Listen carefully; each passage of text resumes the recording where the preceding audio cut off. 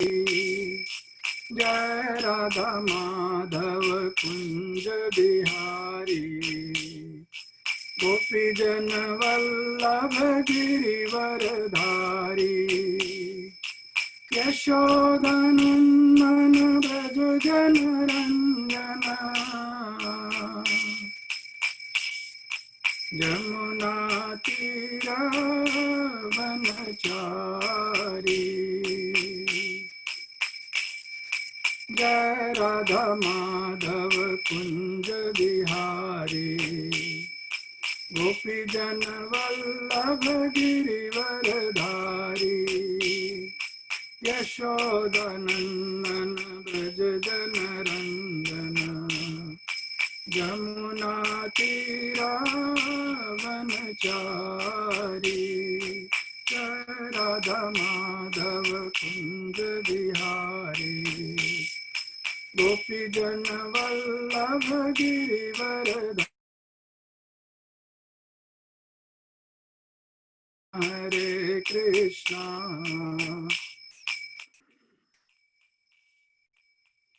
कृष्ण कृष्ण हरे हरे, हरे राम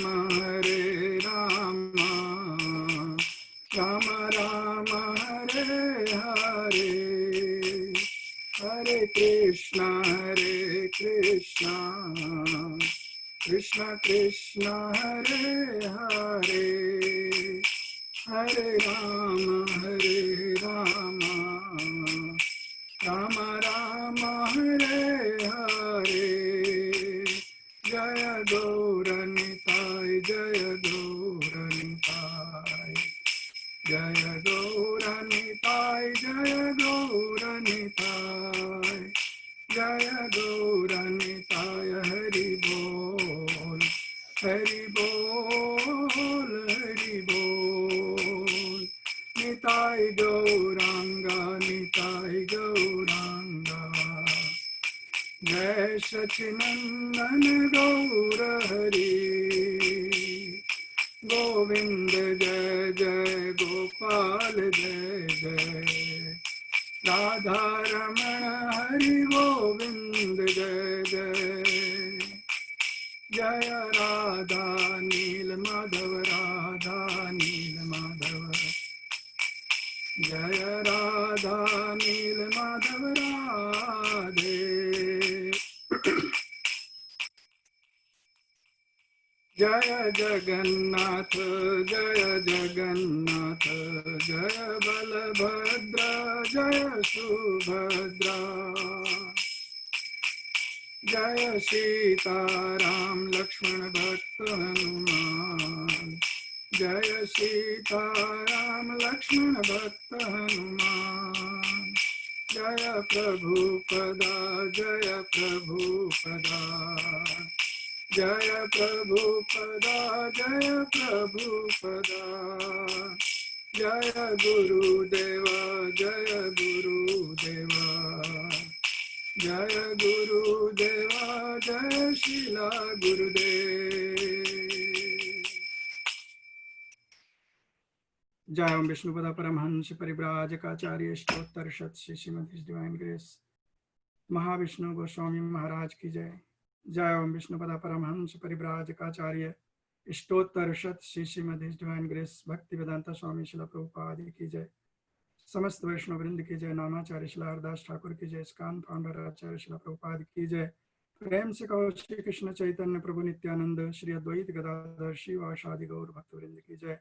श्री श्री राधा कृष्ण गोप गोपीनाथ श्याम कुंड राधा कुंड गिरि गोवर्धन की जय। वृंदावन धाम की जय। मथुरा धाम की जय। नवदीप धाम की जय। जगन्नाथपुरी धाम की जय। द्वारकापुरी धाम की जय। न्यू रमनरेती धाम की जय। गंगा मैया की जय। जमुना मैया की जय। भक्ति देवी की जय। तुलसी देवी की जय। प्रियंवदन की जय। समस्त भक्त वृंद की जय। श्री श्री श्री राधाष्टमी महोत्सव की जय। वाञ्छकल्पतरुभ्यश्च च कृपा सिन्धुभ्येव च पतितानां पावनेभ्यो वैष्णवेभ्यो नमो नमः। ॐ ज्ञानतिमिरिन्दास्य ज्ञानाञ्जनशलाकया चक्षुरुन्मीलितमेन तस्मै श्रीगुरुवे नमः। नमः विष्णुपादाय कृष्णप्रेष्ठाय भूतले श्रीमते महाविष्णु गोस्वामिनीति नामिने। नमः ओं विष्णुपादाय कृष्णप्रेष्ठाय भूतले श्रीमते भक्तिवेदांता स्वामिनीति नामिने।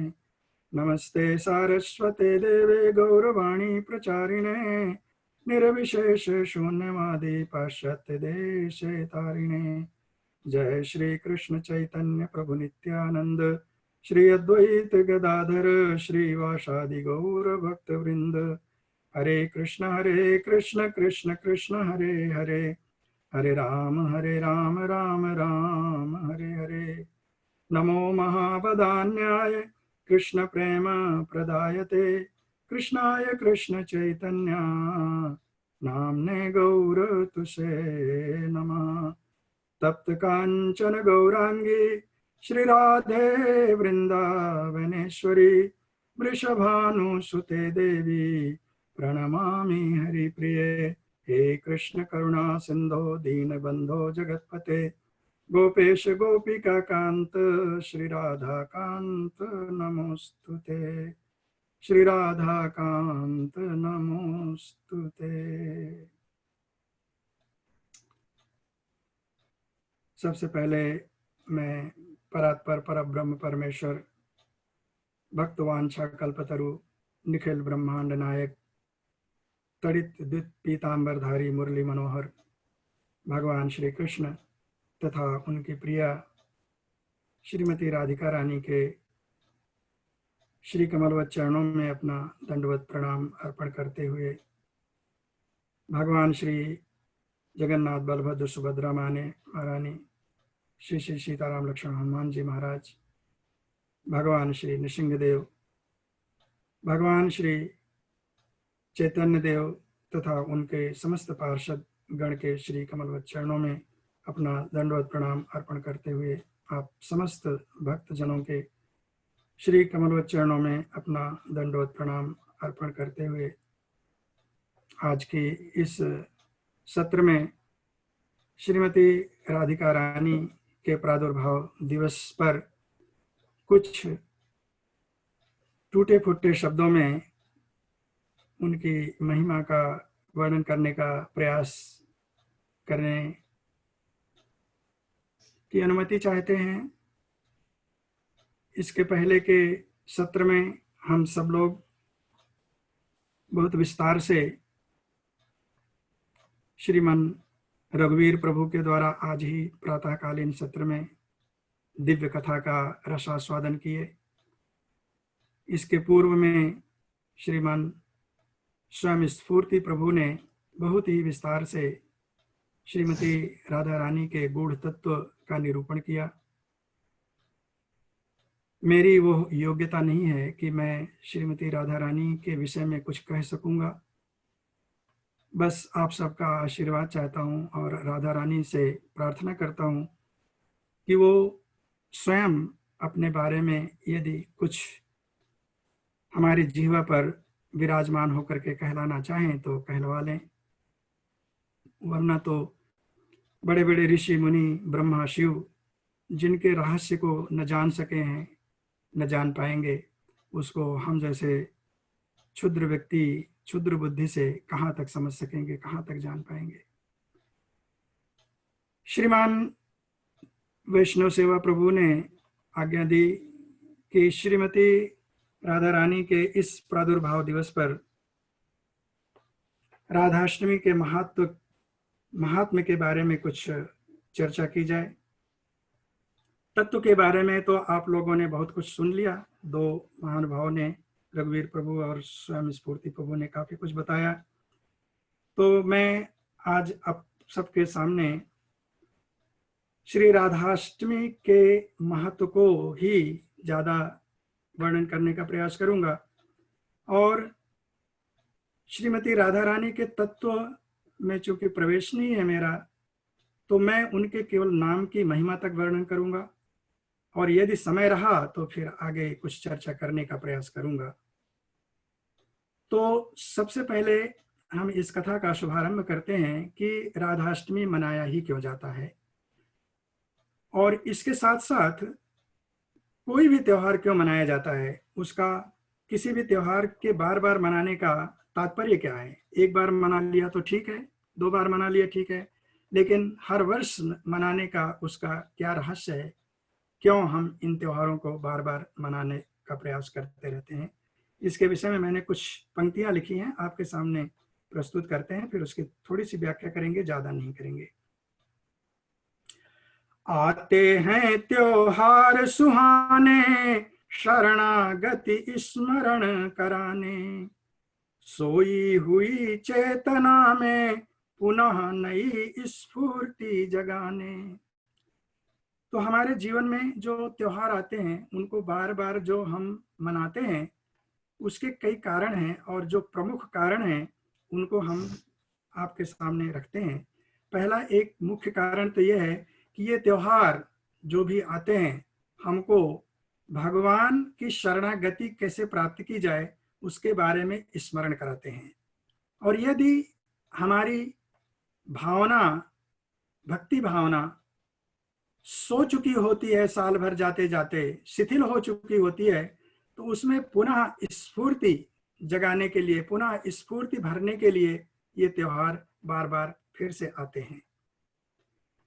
कृष्ण प्राणाधिका राधा रानी, कृष्ण भक्ति दात्री मुदमानी, भई अवतरित इसी दिवस को राधाष्टमी परम पावनी। जो भगवान श्री कृष्ण के प्राणों से भी अधिक प्रिय हैं, कृष्ण प्राणाधिका राधा रानी, जो अत्यंत प्रसन्न होकर के भगवान श्री कृष्ण की भक्ति को प्रदान करने वाली हैं, वो श्रीमती राधा रानी आज इसी राधाष्टमी के दिन इस धराधाम पर अपनी लीला को विस्तारित करने के लिए प्रकट हुई थी।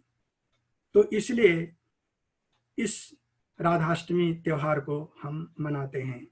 और क्या कारण हो सकते हैं? हर पल हमको रहे स्मरण, नाम रूप लीला विस्तार, जिससे शुद्ध भक्ति है मिलती, 84 बंधन छुटकार। और ये त्योहार इसलिए भी आते हैं, राधाष्टमी त्योहार इसलिए आया है पुनः पुनः हमारे जीवन में, और आज पुनः उसी क्रम में आया है। क्यों? क्योंकि ये त्योहार हर पल, हर क्षण, हर समय हमको भगवान के नाम रूप लीला गुण का स्मरण कराते हैं। और इसके स्मरण से क्या होता है कि हमको शुद्ध भक्ति की प्राप्ति होती है, और जब शुद्ध भक्ति भगवान की प्राप्ति हो जाए तो फिर हम 84 बंधन से मुक्त हो जाते हैं। इस संसार से हमारी मुक्ति हो जाती है और हमको भगवान का धाम प्राप्त हो जाता है। तो इसलिए भी हम राधाष्टमी को मना रहे हैं। और क्यों मनाते हैं? बद्ध जीव हो काया कवलित, शुद्ध भक्ति जो जाता भूल, अतः श्री राधाष्टमी आए, स्मरण कराने माया शूल। तो हम बद्ध जीव हैं, समय के जाते जाते धीरे धीरे धीरे धीरे हम अपने वास्तविक स्वरूप को भूल जाते हैं। यानी कि भूले हुए हैं तभी तो इस संसार में आए हैं, नहीं तो हमको यहाँ आने की आवश्यकता ही नहीं थी। तो जब हम अपने वास्तविक स्वरूप को भूल जाते हैं, भगवान की भक्ति को भूल जाते हैं, उनकी सेवा शुश्रूषा को भूल जाते हैं, तो उसको पुनः याद दिलाने के लिए श्रीमती राधा रानी प्रकट होती हैं कि हम अपने स्वरूप का स्मरण करें, और स्मरण करके भगवान की भक्ति कैसे प्राप्त करें उसके लिए हमको प्रेरित करती हैं। तो यह भी एक महत्वपूर्ण अंश है इस राधाष्टमी त्योहार को मनाने का। जय राधे जय जय श्री राधे, कृष्ण मई नख शिख श्रृंगार, कृष्ण मिलन की व्याकुलता को करती चहु दिशा उजियार। ऐसी श्रीमती राधिका रानी की जय जयकार हो, जो नख से शिख तक कृष्णमयी है। यानी श्री राधा रानी का स्वरूप जो है वो कुछ है ही नहीं केवल कृष्ण के अतिरिक्त। वो कृष्णमयी है, प्रेममयी है, इसके अतिरिक्त उनके शरीर में और कुछ भी नहीं है। यानी वो ह्लादनी शक्ति भगवान की कही जाती है, तो उनका नक्शिक जो है केवल ह्लाद से ही बना हुआ है, इसके अतिरिक्त उनके श्री विग्रह में किसी अन्य चीज का प्रवेश नहीं है। तो वो आह्लादनी शक्ति, वो श्रीमती राधा रानी जो कृष्णमयी हैं, वो कृष्ण से मिलने की व्याकुलता किस तरह से जीवों के अंदर प्रकट हो, उस भाव को दिखाने के लिए, सुलझाने के लिए, समझाने के लिए, मार्ग प्रशस्त करने के लिए प्रकट होती हैं, अवतरित होती हैं। और आज के दिन उसी भावना को लेकर के श्रीमती राधा रानी पुनः आई हुई हैं। राधा जननी जग जीवों की, इनका दुख न सकहीं निहार, आज पुनः आई है कहने, कृष्ण नाम ही जीवन सार। ऐसी करुणामयी माता अपने इस संसार के समस्त जीवों पर करुणा करने के लिए और उनके दुख को देखकर विह्वलता में, जो उनके दुख को देख नहीं सकती हैं, उनको उनके दुख से निवृत्त करने के लिए आज के दिन पुनः वो अवतरित हुई हैं, प्रकट हुई हैं, और ये बताने के लिए कि आपके जीवन का, हमारे जीवन का जो सार सर्वस्व है वो है भगवान श्री कृष्ण, श्री हरि के नाम का उच्चारण और उनकी भक्ति करना। इसी को सिखाने के लिए राधाष्टमी बार बार आता है, जिससे कि हम अपने भूले हुए स्वरूप को स्मरण करते रहें, भगवान की भक्ति कैसे प्राप्त करते रहें, किस तरह से भगवान को प्राप्त करने की व्याकुलता हमारे हृदय में हो, वो श्रीमती राधा रानी के अनुगत होकर के, उनके शरणागत होकर के, उनसे प्रेरणा लेकर के हम इस मार्ग पर चलते रहें। इसीलिए यह राधाष्टमी का त्योहार आता है। तो अब राधाष्टमी आ गया, तो उसके बाद अब हम श्रीमती राधा रानी के अवतरण का कुछ उदाहरण लेते हैं, कुछ मूल कारण क्या है जिसके वजह से श्रीमती राधा रानी को अपना दिव्य गोलोक धाम छोड़ करके इस धरा धाम पर आना होता है। पहले बहुत सारे कारण तो हमने आपको बता ही दिए कि करुणामयी माता स्वेच्छा से आती हैं, पर कुछ और भी कारण हैं जिससे कि उनको अवतार लेना पड़ता है। 3 मुख्य कारणों का हम वर्णन करेंगे आपके साथ। पहला कारण भगवत इच्छा। भगवान श्री कृष्ण ऐसा चाहते हैं कि वो इस धरती पर आएं और जीवों का कल्याण करें। भगवान स्वयं कहते हैं, और भगवान कब कब आते हैं? भगवान परित्राणाय साधूनाम विनाशाय च दुष्कृताम धर्म संस्थापनार्थाय संभवामि युगे युगे। हर युग में भगवान भक्तों की रक्षा करने के लिए, धर्म की स्थापना करने के लिए, दुष्टों का विनाश करने के लिए हर एक युग में आते हैं। तो जब द्वापर युग में अधर्म का उत्कर्ष हो चुका था, धर्म की नींव हिल चुकी थी, ऐसे में ब्रह्मा, शिव, पृथ्वी, इंद्र, देवता समस्त लोग भगवान श्री नारायण के पास जाकर के जब विनम्र निवेदन करते हैं कि प्रभु हमको इस कष्ट से छुटकारा दीजिए, कंस जैसे राक्षसों से हमारी भक्ति भावना को बचाइए, तो भगवान उन लोगों को आश्वस्त करते हैं कि ठीक है, आप चिंता ना करें, हम शीघ्र ही अवतार लेंगे और आप सबके कष्टों को दूर करेंगे। तो जब भगवान के अवतरण का समाचार श्रीमती राधा रानी सुनती हैं, जो कि उनके निकट ही हैं, तो वो विह्वल हो जाती हैं, कहती हैं, प्रभु जिसका दर्शन या जिसका विछोह पलक झपने तक के लिए भी असह्य होता हो, वो अवतार लेकर यहां से चला जाएगा, तो हम तो जीवित रह नहीं सकते हैं, हमारा क्या होगा? भगवान कहते हैं, हे देवी, आप चिंता ना करें, जब मैं अवतार लूंगा उस समय आप भी हमारे साथ पृथ्वी पर चलेंगी और हम वहां पर लीलाएं करेंगे, तो हमारा आपका साथ सदा सर्वदा बना ही रहेगा। तो एक कारण तो ये हो गया कि भगवत इच्छा, भगवान जब चाहते हैं तो अवतार लेते हैं और उनकी इच्छा से श्रीमती राधा रानी भी अवतरित होती हैं। दूसरा कारण, श्री ललित माधव में श्रीला रूप गोस्वामी प्रभुपाद ने श्री राम के द्वारा श्री राधा रानी को श्रापित करने का एक विवरण दिया है। एक समय की बात है, भगवान श्री कृष्ण श्री राधा रानी के निकुंज से निकल करके विरजा सखी के निकुंज में विहार करने के लिए चले जाते हैं। राधा रानी कुछ समय तक भगवान का इंतजार करती हैं, प्रतीक्षा करती हैं। भगवान नहीं दिखाई देते हैं तो सखियों से पूछती हैं कि नटखर नागर चितचोर कहाँ चले गए। सखियां बताती हैं कि हे किशोरी जी, वो तो विरजा सखी के निकुंज में विहार करने के लिए चले गए हैं। मानवती श्रीमती राधा रानी को बहुत क्रोध आता है कि वो मुझे छोड़ करके किसी अन्य के साथ कैसे जा सकते हैं, चलो देख कर आते हैं। क्रोधित राधा रानी अपनी सखियों के साथ विरजा सखी के निकुंज में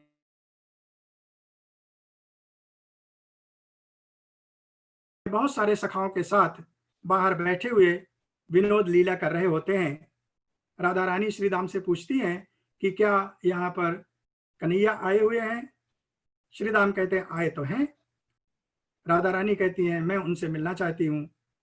श्री राम कहते हैं आप मिल नहीं सकती हैं, इसलिए कि वो इस समय निकुंज में विरजा सखी के साथ हैं और वो जाता है, क्रोध आ जाता है कि तुम मुझे सलाह देने वाले कौन होते हो, मैं कैसे नहीं जा सकती हूँ, मैं तो उनकी परम प्रिया हूँ। श्री राम कहते हैं ठीक है आप परम प्रिया होंगी, लेकिन इस समय मुझे यही आदेश है कि किसी को ना आने दिया जाए, तो इसमें आपको जाने नहीं दूंगा। राधा रानी को क्रोध आ जाता है, वो श्री राम को श्राप दे देती हैं कि तुम आसुरी प्रवृत्ति का व्यवहार कर रहे हो, जाओ तो और बहुत काल तक पृथ्वी लोक पर रहो। श्री राम बहुत दुखी हो जाते हैं कि तुमने अकारण मुझे श्राप दे दिया, मेरा इसमें दोष ही क्या था, मैं तो श्री कृष्ण की आज्ञा का पालन कर रहा था।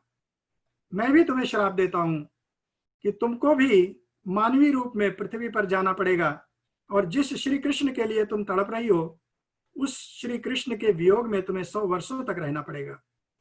अब तो राधा रानी और ज्यादा व्याकुल हो गई। इसी बीच में भगवान श्री कृष्ण निकुंज से बाहर आते हैं। विरजा सखी श्रीमती राधा रानी के क्रोध से इतनी भयभूत हो जाती हैं कि वो उनका सामना नहीं कर सकती हैं। वो द्रवीभूत विरजा नदी बन करके वहां से बह जाती हैं। भगवान श्री कृष्ण श्री राम को आश्वासन करते हैं कि हे श्री राम आप चिंता ना करें, आप पृथ्वी पर जाएंगे, महाप्रतापी शंखचूड़ असुर के रूप में आप वहां पर रहेंगे। भगवान शिव के त्रिशूल के द्वारा आपका वध होगा और पुनः आप गोलोक वृंदावन में आ जाएंगे। श्रीमती राधा रानी से कहते हैं कि आप चिंता ना करें प्रिय, जब आप पृथ्वी धाम पर रहेंगी तो मैं आपके साथ रहूंगा, इसलिए आपका और हमारा वियोग कभी होगा नहीं। तो इस तरह से श्रीमती राधा रानी का अवतरण होता है। तीसरा कारण एक बहुत ही अद्भुत कारण है, बहुत ही प्रिय कारण है, जिसका श्रवण हम लोगों को बड़े ध्यान से करना है। ब्रह्मांड पुराण के उत्तरखंड के 6ठ अध्याय में यह कथा आती है। श्री वृषभानु जी तथा कीर्तिदा माता को बहुत काल तक कोई संतान नहीं होती है, बड़े दुखी रहते हैं। सारा ऐश्वर्य वैभव सब कुछ उनके पास विद्यमान है, लेकिन संतान का अभाव है, इसलिए मन में क्षोभ रहता है, दुख रहता है। कीर्तिदा माता ने एक दिन वृषभानु जी से कहा कि हे देव, आप श्री कात्यायनी जी का व्रत क्यों नहीं करते हैं, उनका पूजन क्यों नहीं करते हैं, बड़ी करुणामयी माता हैं, यदि वो प्रसन्न हो जाएं तो निश्चित रूप से हमारी मनोकामना पूर्ण हो सकती है। वृषभानु जी कीर्तिदा माता के इस सलाह को स्वीकार करते हैं और कात्यायनी माता की घोर तपस्या करते हैं। तपस्या से प्रसन्न होकर के आकाशवाणी होती है कि हे वृषभानु जी, हरिनाम विना वत्स वर्ण शुद्धिर्न जायते, तस्मात् श्रेयस्करं राजन हरिनामानुकीर्तनम, गृहाण हरिनामानि यथा क्रमम अनिंदित। हे राजन, आपने घोर तपस्या किया, मैं बहुत प्रसन्न हुई, परंतु बिना भगवान श्री हरि के नाम के आश्रय से आपकी मनोकामना पूर्ण होने में संदेह है। तो इसलिए आप भगवान श्री कृष्ण की, श्री हरि की उपासना करें, उनके नाम का जप करें, और उस नाम के जप के प्रभाव से आपकी मनोकामना अवश्य पूर्ण होगी। तो अब भगवान श्री हरि का नाम कैसे मिले? जब तक किसी विशुद्ध भक्त के मुख से, यानी गुरु के मुख से नामदान न लिया जाए, तब तक उसका वास्तविक महत्व प्रकट नहीं होता है। तो श्री विश्वभानु जी कृतु ऋषि के पास जाते हैं और उनको आकाशवाणी की सारी बात सुनाते हैं। कृतु महाराज बहुत प्रसन्न होते हैं और उनको हरिनाम दीक्षा देते हैं। ध्यान से श्रवण करें कि कृतु ऋषि ने किस मंत्र का, किस हरिनाम के जप करने की उनको आज्ञा दी, उसका रहस्य बता रहा हूं। उन्होंने कहा, हरे कृष्ण कृष्ण कृष्ण हरे हरे, हरे राम राम राम हरे हरे। हे राजन, आप इस महामंत्र का जप करें और इस महामंत्र के जप से भगवान निश्चित रूप से प्रसन्न होंगे और आपकी मनोकामना पूर्ण होगी। आप विचार करिए, हम लोग कितने भाग्यशाली हैं। भगवान श्री चैतन्य देव ने मुक्त कंठ से, मुक्त हस्त से इस महामंत्र का समस्त जीवों के कल्याण के लिए दान किया है। तो इस महामंत्र की कितनी महिमा है, आप यहां से देखिए। यह महामंत्र कलियुग में नहीं प्रकट हुआ है, ये तो नित्य सिद्ध शाश्वत महामंत्र है जो भगवान की वाणी से प्रकट हुआ है। तो जब श्री विश्वभानु जी घोर तपस्या के बाद, इस मंत्र के जप के बाद एक सुनिश्चित स्थिति में स्थिर हो जाते हैं, तो कात्यायनी माता प्रसन्न होती हैं और उनको वरदान देती हैं कि आपका अभीष्ट पूर्ण हो। तो अब जब अभीष्ट पूर्ण होने की बात आई, तो राधा रानी और भगवान श्री कृष्ण आपस में विचार करते हैं। भगवान कहते हैं कि हे राधे, विश्वभानु जी ने हरे कृष्ण महामंत्र का जप किया है, और हरे कृष्ण में हरे आप हैं, श्री राधा हैं। सर्वचेतो हरत्यसौ तस्य चेतो हरत्यसौ, वैदग्धिसार विस्तारा हरा राधा मते मता। श्रीला जीव गोस्वामी प्रभुपाद इस महामंत्र की व्याख्या में बताते हैं कि हरा नाम श्री राधा है। उनको जब श्रद्धा पूर्वक संबोधित करते हैं तो हरे कहते हैं, जैसे राधे। तो भगवान कह रहे हैं कि यद्यपि उन्होंने दोनों का नाम लिया है, हरे कृष्ण राधा कृष्ण का जप किया है, लेकिन आपका नाम चूंकि पहले आता है, इसलिए आपका ये कर्तव्य बनता है कि आप स्वयं पुत्री रूप में उनके यहाँ पधारें। और मैंने भी संकल्प लिया हुआ है पुत्र रूप में श्री वसुदेव जी के यहाँ, श्री नंद बाबा के यहाँ जाने का, तो इसलिए कोई अंतर भी नहीं पड़ेगा। हम दोनों एक साथ इस धराधाम पे अवतरित हो जाएंगे। मेरे कहने का तात्पर्य यह है कि ये हरे कृष्ण महामंत्र साक्षात श्री राधा कृष्ण को प्रदान करने वाला महामंत्र है, और इस मंत्र के जप से वृषभानु जी तथा कीर्तिदा माता को एक दिव्य कन्या की प्राप्ति होती है, जो श्रीमती राधा रानी के नाम से प्रसिद्ध होती हैं, विख्यात होती हैं। तो गर्ग संहिता के अनुसार श्रीमती राधा रानी का प्राकट्य कलिंदजा कूलवर्ती निकुंज प्रदेश के एक मंदिर में भाद्र महीने के शुक्ल पक्ष की अष्टमी को और सोमवार तिथि को, सोमवार दिन को हुआ था। कल्प भेद के अनुसार और भी बहुत सारी कथाएं हैं। कुछ कथाओं में श्रीमती राधा रानी श्री जमुना जी में कमल के पुष्प पर अवतरित हुई हैं। श्री गर्गाचार्य जी चूंकि उस समय विद्यमान थे जब ये समस्त कथाएं घटित हुई हैं, तो मुझे लगता है कि इस 28वें द्वापर युग की जो श्रीमती राधा रानी प्रकट हुई हैं वो श्री गर्ग संहिता के आधार पर हुई हैं, और अन्य कल्पों में जो उनका अवतरण हुआ है वो जो अन्य वर्णन है उसके हिसाब से समझा जाना चाहिए।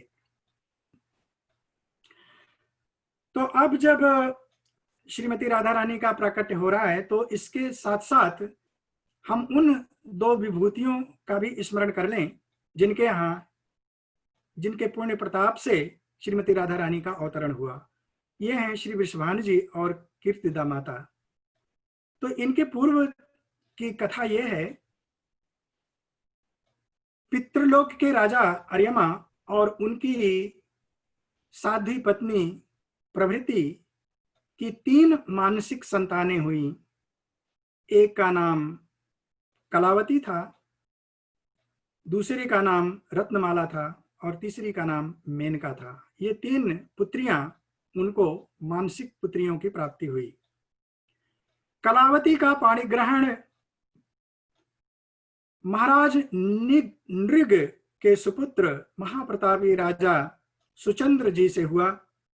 ऐसा वर्णन है कि सुचंद्र जी भगवान श्री कृष्ण के ही अंश थे।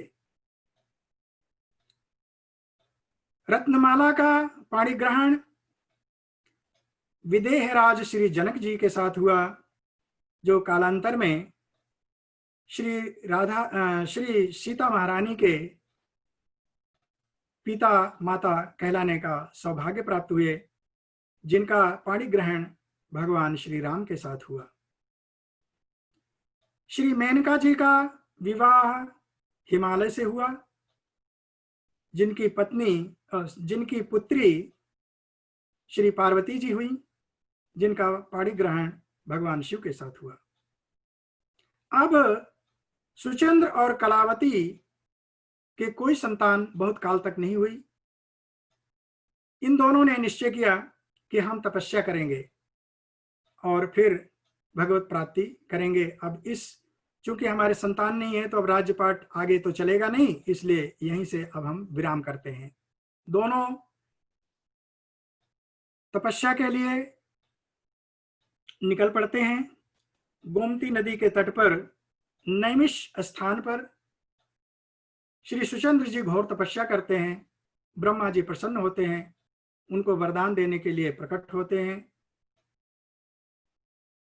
सुचंद्र जी ब्रह्मा जी से वरदान मांगते हैं कि हे भगवान, यदि आप हम पर प्रसन्न हैं तो हमको मोक्ष प्राप्ति का वरदान दें। ब्रह्मा जी ने तथास्तु कहा। यह वरदान सुनकर के कलावती बहुत दुखी हो जाती हैं। ब्रह्मा जी से कहती हैं कि प्रभु, एक सती स्त्री का सतीत्व सब कुछ उसका पति ही होता है, वही परमेश्वर है, वही पूज्य है, वही आराध्य है। यदि आप हमारे पति को मोक्ष दे देंगे तो मेरा क्या होगा, मैं क्या करूंगी, मैं कहां जाऊंगी। इसलिए आप इनको मोक्ष नहीं दे सकते हैं। यदि आप इनको मोक्ष देंगे तो मैं आपको श्राप दे दूंगी।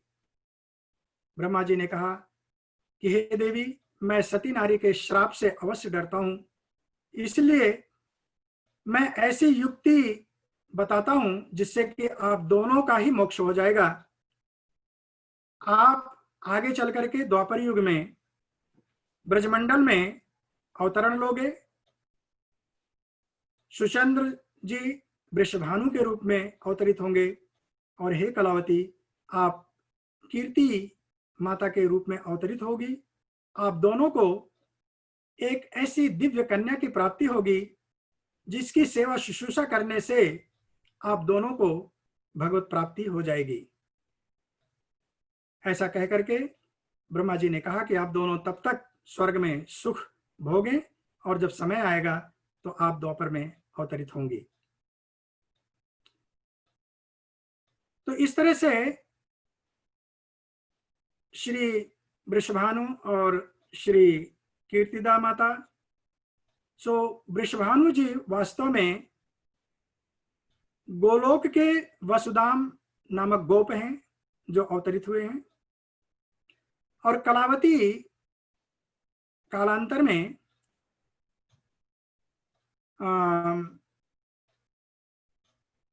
भलंदर राजा जो कन्नौज है कानपुर के निकट, उनके यहाँ यज्ञ कुंड से प्रकट होती हैं और इनका पाणी ग्रहण संस्कार वृषभानु जी के साथ किया जाता है।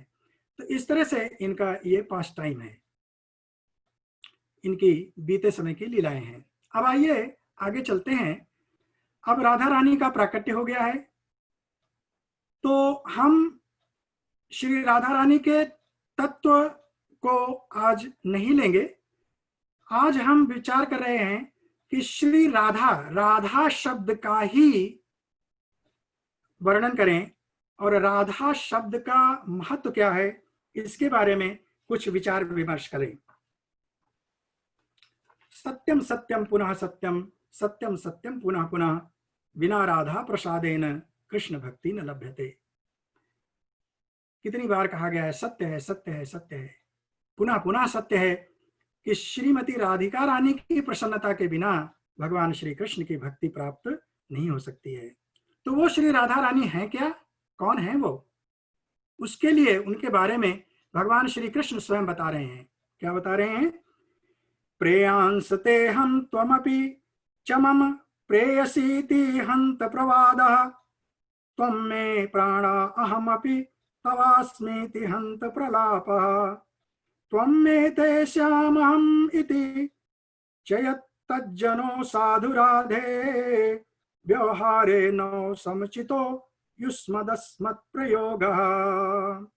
मैं प्रियतम तुम मम प्रिया, कहनो झूठ प्रकार, तुम मम प्राण मैं प्राण तब भी प्रलाप उद्गार।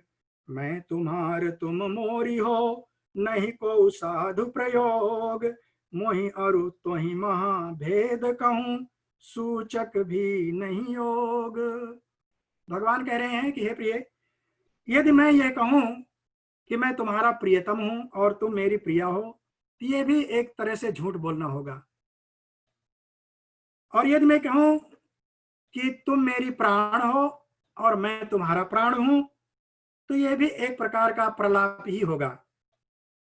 और यदि मैं कहूं कि तुम हमारी हो और मैं तुम्हारा हूं, तो इसमें भी कोई साधुता नहीं झलक रही है।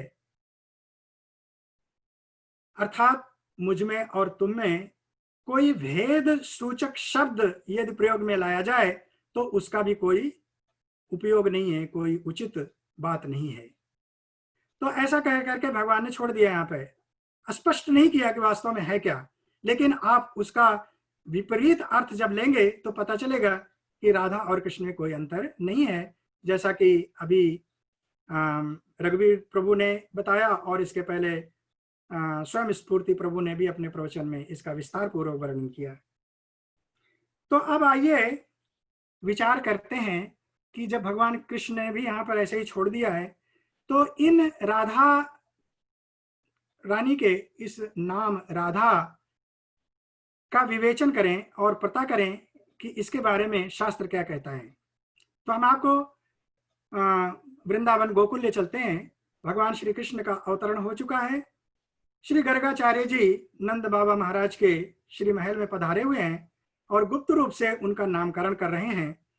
भगवान के अनंत नामों का वर्णन करने के साथ साथ उन्होंने कुछ नाम भगवान के जो बताए उसका मैं आपसे जिक्र करता हूं।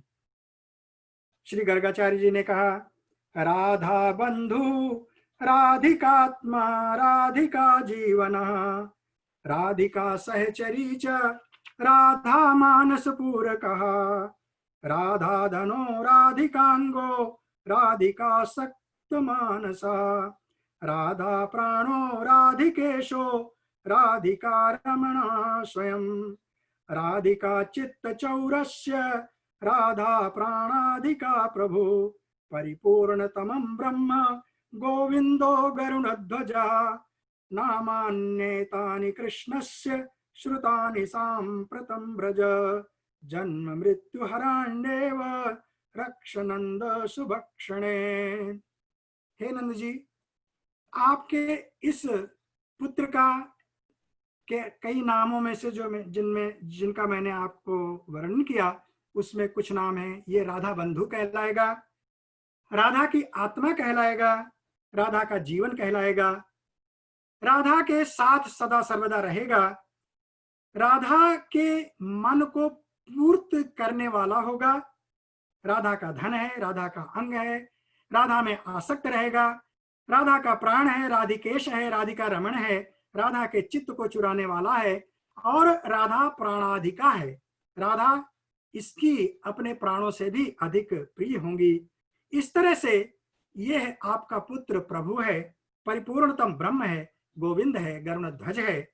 सो हे राधा, हे नंद बाबा, ऐसे अपने इस पुत्र का जो स्मरण करेगा वो जन्म मृत्यु, उसके जीवन से जन्म मृत्यु का अपहरण हो जाएगा। सो आप अपने इस पुत्र की रक्षा करें।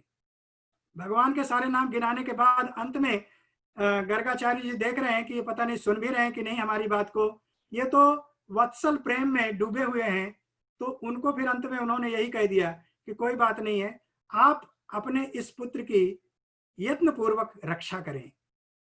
तो नंद बाबा बड़े आह्लादित होते हैं अपने पुत्र के इस गुण को सुन करके, लेकिन उनके मन में एक बात आती है कि हे प्रभु, आपने इनके नामों का जो वर्णन किया उसमें एक नाम आपने राधा बताया कि राधा का ये प्राण है, राधा का प्रिय है, राधा का चित्त चोर है। तो ये राधा कौन है जिसके बारे में आप वर्णन कर रहे हैं? तो अब श्री गर्गाचार्य जी नंद बाबा के सामने श्री राधा नाम की महिमा का वर्णन करते हैं। आइए उसका श्रवण करते हैं कि श्री गर्गाचार्य जी ने क्या कहा। रेफो हि कोटि जन्मांगम कर्म भोग शुभाशुभम, अकारो गर्भवासम च मृत्युम च रोग मुत्सृजेत, धकार आयुषो हानिम आकारो भवबंधनम, श्रवण स्मरणोद्भिभ्य प्रणश्यति न संशयः, रेफो हि निश्चलां भक्तिं दास्यं कृष्ण पदाम्बुजे, सर्वेप्सितं सदानन्दं सर्वसिद्धौघमीश्वरं, धकारा सावासं च तत्तुल्यकालमेव च, ददाति सार्ष्टिरसारूप्यं तत्त्वज्ञानं हरे समम्, आकारस्तेजसां राशिं दानशक्तिं हरौ यदा, योग शक्तिं योगमतिं सर्वकालं हरिस्मृतिं, श्रुत्युस्तमरणाद्योगान् मोहजालं च किल्बिषं, रोग शोक मृत्युयमा वेपन्ते नात्र संशयः। आइए इसके अर्थ को ग्रहण करते हैं। श्री गर्गाचार्य जी ने क्या कहा? राधा कृष्ण प्राण आधारी। हे नंद बाबा, ये राधा नाम जो है श्री कृष्ण के प्राण का आधार है, यानी कि श्री कृष्ण की श्वासा जो है वही राधा है। फिर आगे उस राधा के नाम का वर्णन करते हैं। श्री नारायण नाभि कमल पहि स्थित ब्रह्मा कहूं विस्तारी, पुनि ब्रह्मा शिव कहूं उपदेशहु, शिव सो पायहु ज्ञान सुखारी, जो देवन कहूं भी दुर्लभ है, ता कहूं वर्णन सुरुचि विचारी। श्री गर्गाचार्य जी कहते हैं कि हे नंद बाबा जी महाराज, श्री राधा नाम की महिमा को सबसे पहले श्रीमन नारायण भगवान ने अपने कमल नाभ पर स्थित ब्रह्मा जी को सुनाया था, और ब्रह्मा जी ने इसका उपदेश भगवान शिव को दिया था, और भगवान शिव जो हमारे गुरुदेव हैं, उनसे मैंने श्रीमती राधा रानी के इस नाम की महिमा का श्रवण किया था। आप सब शायद जानते हो कि श्री गर्गाचार्य जी भगवान श्री शिव के शिष्य हैं, और उन्होंने भगवान शिव से ही उनको श्री कृष्ण के मंत्र की दीक्षा प्राप्त हुई है। तो इसलिए भगवान शिव की बड़ी महिमा है। यदि उनके शरण में कोई भक्ति भावना से जाए तो भगवान श्री कृष्ण की भक्ति के अतिरिक्त और वो कुछ नहीं देते हैं, जैसे श्री नरसिंह जी को दिया था। तो गर्गाचार्य जी कहते हैं कि अब मैं इन महात्माओं के, इन महान विभूतियों के मुखारविंद से श्री राधा नाम की जो महिमा श्रवण किए हूं, आपको सुनाता हूं। राधा शब्द ही प्राकट हित कर, देव असुर मुनि जन शुभचारी। श्री गर्ग जी कहते हैं कि राधा शब्द प्रकट रूप में देवताओं को, असुरों को, मुनियों को, समस्त जीवों को शुभ प्रदान करने वाला है, उनका कल्याण करने वाला है। कह रहे हैं कि निहित रेफ राधा महाकोटिक, जन्म शुभाशुभ सो छुटकारी। राधा के नाम को 4 वर्णों में बांटा जा सकता है। रा, छोटा रा, जिसको रेफ कहते हैं, फिर उसमें आकार की मात्रा मिलती है तो रा बनता है। फिर तीसरा वर्ण है धा, छोटा धा, फिर उसमें आकार मिलता है तो धा बनता है, राधा। तो इन चारों का क्या शास्त्रीय महात्म्य है वो श्री गर्गाचार्य समझा रहे हैं। कह रहे हैं कि निहित रेफ राधा महाकोटिक, जन्म शुभाशुभ सो छुटकारी। जैसे ही कोई प्राणी श्रीमती राधा रानी के नाम के रा का उच्चारण करता है, उसी समय उसके करोड़ों जन्मों के शुभ और अशुभ दोनों ही कर्मफल नष्ट हो जाते हैं। देखिए, शुभ और अशुभ ये दोनों ही बंधनकारी हैं। यदि हम शुभ कर्म इकट्ठा करते हैं तो स्वर्गलोक की प्राप्ति होती है। उन स्वर्गलोक के सुखों का भोग करने के बाद पुनः हम इसी 84 लाख में पटक दिए जाते हैं। और जो बुरे कर्म करता है वो नरक में जाता है, नरक के दुख भोगता है, और नरक के दुख भोगने के बाद पुनः इसी धरती पे आ जाता है। तो चाहे शुभ करो चाहे अशुभ करो, दोनों रूपों में 84 के बंधन से मुक्ति नहीं है। यद्यपि शुभ कर्म श्रेष्ठतम कर्म है, क्योंकि उसको करते करते हम शीघ्र ही भगवान की भक्ति के मार्ग पे आ जाएंगे, और दुष्कर्म पाप कर्म करने से हमको करोड़ों करोड़ों जन्म लग जाएंगे, जहां से हमारा कल्याण होगा।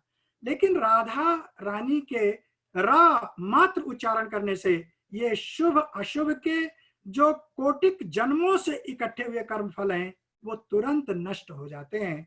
ऐसा भगवान श्री नारायण, भगवान श्री शिव, महामुनि श्री गर्गाचार्य जी कह रहे हैं। फिर कहते हैं, आकार कहत ही गर्भवास अरु, मृत्यु रोग भय कहूं ले हारी।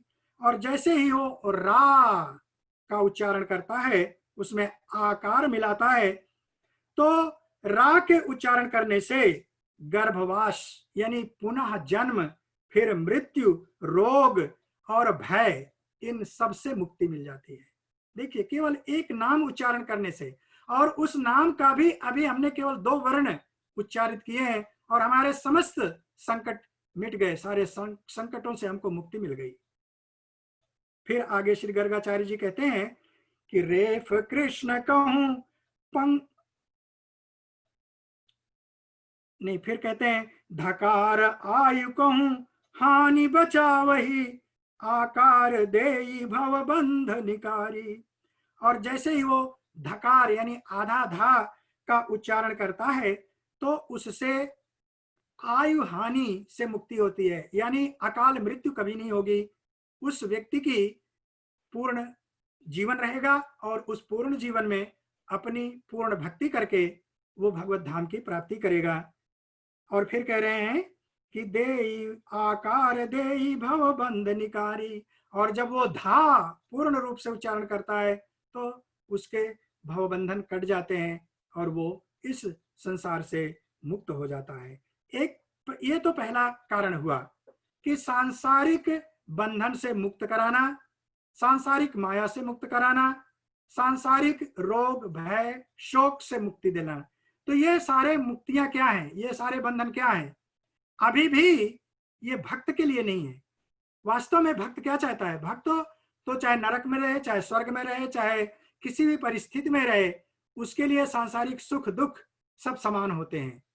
तो ये वास्तव में श्रीमती राधा रानी के राधा नाम उच्चारण का वास्तविक फल नहीं हुआ। तो फिर गर्गाचार्य जी विचार करते हैं कि भक्तों का कल्याण कैसे होगा, उसके लिए श्री राधा रानी की नाम की महिमा क्या है, अब आगे बता रहे हैं। रेफ कृष्ण कहु पद पंकज महा, देवहि भक्ति दास से सुविचारी। जैसे ही भक्त राधा रानी के रेफ यानी रा का उच्चारण करता है, उसको श्रीमती राधा रानी प्रसन्न होकर के भगवान श्री कृष्ण के कमलवत चरणों की भक्ति प्रदान कर देती है। यह है वास्तविक अर्थ, यह है वास्तविक सुख, यह है वास्तविक उद्देश्य, यह है वास्तविक करुणा श्रीमती राधा रानी का और उनके नाम का के उच्चारण का। अभी केवल रा उच्चारण करने से भगवान श्री कृष्ण की भक्ति प्राप्ति हो गई, और वो भी भक्ति कैसी?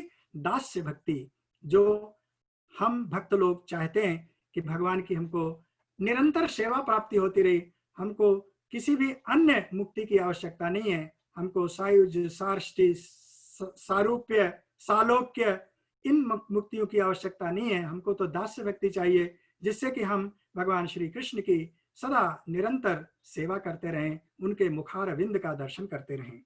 तो वो कब प्राप्त हो जाता है? जैसे ही हम श्रीमती राधा रानी के रा नाम का उच्चारण करते हैं।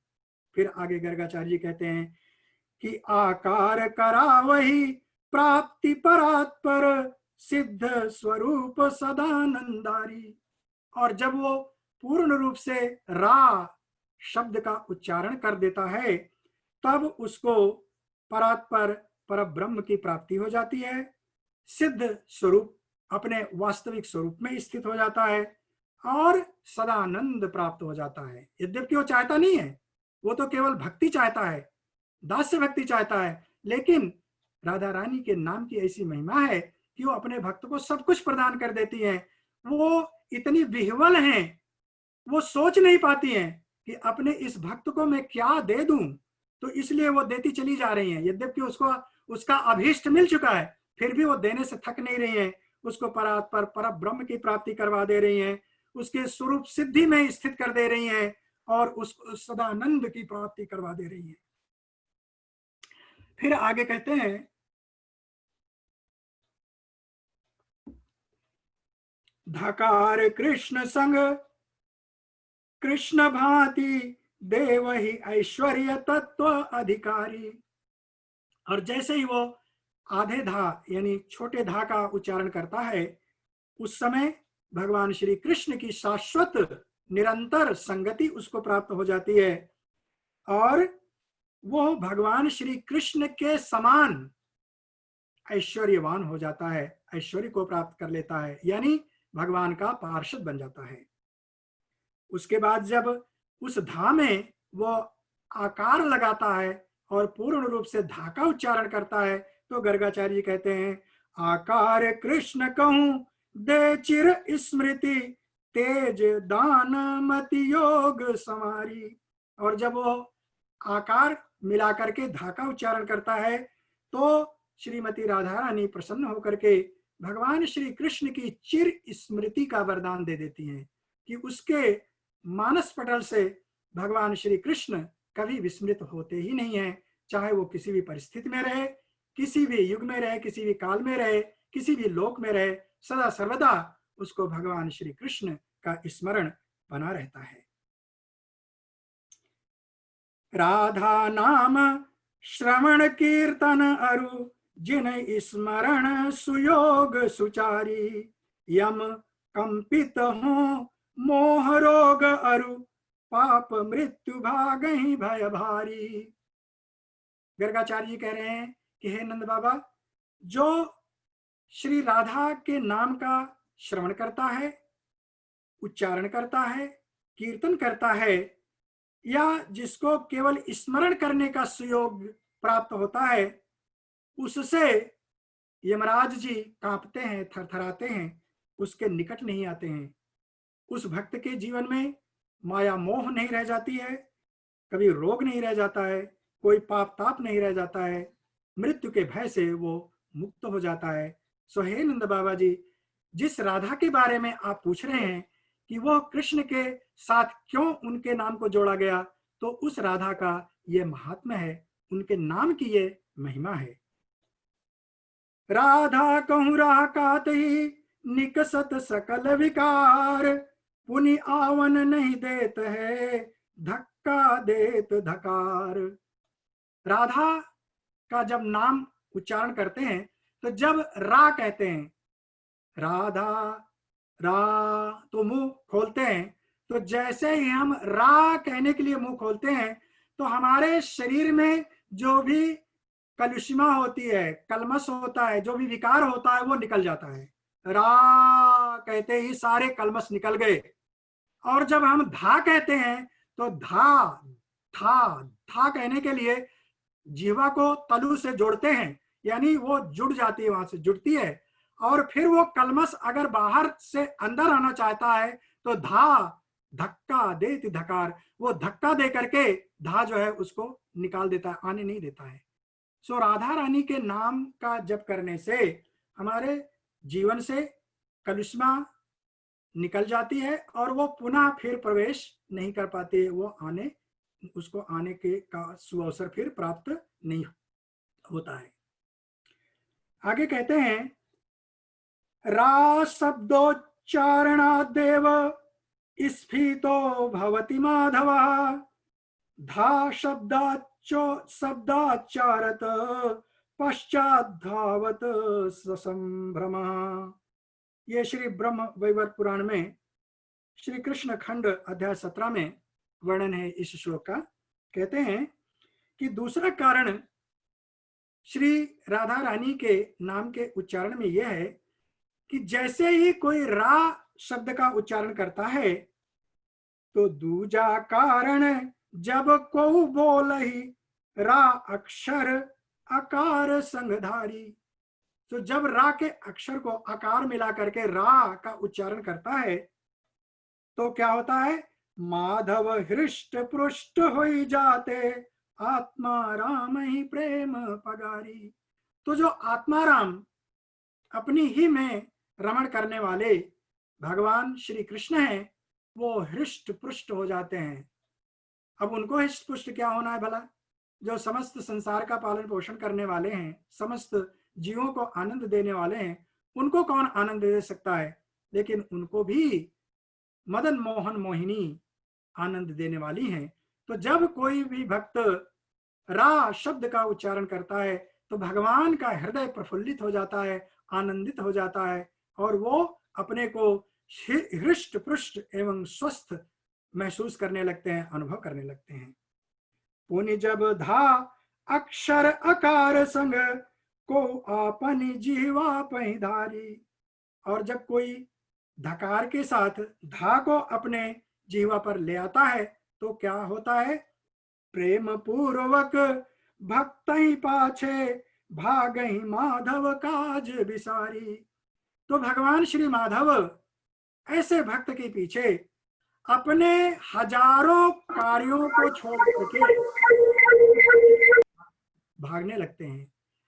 ऐसी है महिमा श्री राधा रानी की, श्री राधा नाम की, कि जिसका उच्चारण करने से भगवान श्री कृष्ण प्रसन्न हो जाते हैं, हृष्ट पुष्ट हो जाते हैं, और उस भक्त के पीछे भागने लगते हैं कि उसको कहीं किसी प्रकार का कष्ट न हो जाए।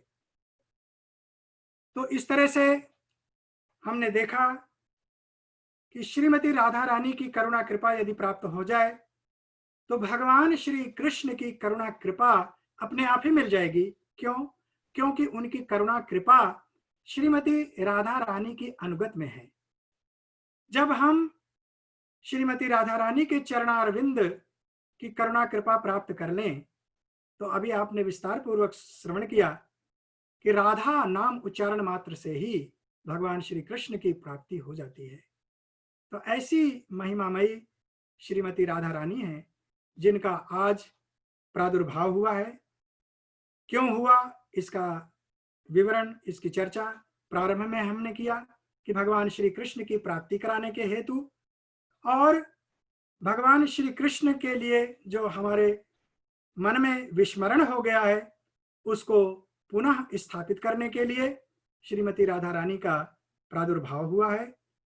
ऐसे दिवस में हमको संकल्प लेना चाहिए कि भगवान श्री कृष्ण, श्रीमती राधा रानी, उनकी करुणा कृपा हम पर बनी रहे, वो हम पर दया करें। यद्यपि उनकी दया तो हर समय हमारे ऊपर बनी ही है, रह ही रही है, लेकिन हम उनकी दया के पात्र बने, ऐसी प्रार्थना करनी चाहिए और उनकी दया की पात्रता हमारे हृदय में अवतरित हो, जिससे कि हम उनके दया को ग्रहण करके भगवान श्री कृष्ण की भक्ति प्राप्त कर सकें। अभी हमारे पास कहने के लिए बहुत कुछ है। श्रीमती राधा रानी के 16 दिव्य नाम और उनकी महिमा का वर्णन, फिर श्रीमती राधा रानी का तत्व विवेचन, लेकिन मुझे नहीं लगता है कि हमारे पास अब समय रह गया है, इसलिए हम आज की कथा को यहीं पर विराम देंगे। कि वैष्णव सेवा प्रभु आज्ञा करेंगे तो आगे भी कर सकते हैं। श्रीमती राधा रानी की जय, श्री गुरुदेव जी महाराज की जय, श्री प्रभुपाद की जय, श्री राधाष्टमी महोत्सव की जय, समस्त भक्त वृंद हरे की। कृष्णा प्रभु जी। हाँ जी, हरे कृष्णा। हाँ जी, प्रभु जी आवाज आ रहा है? हाँ बोले आप।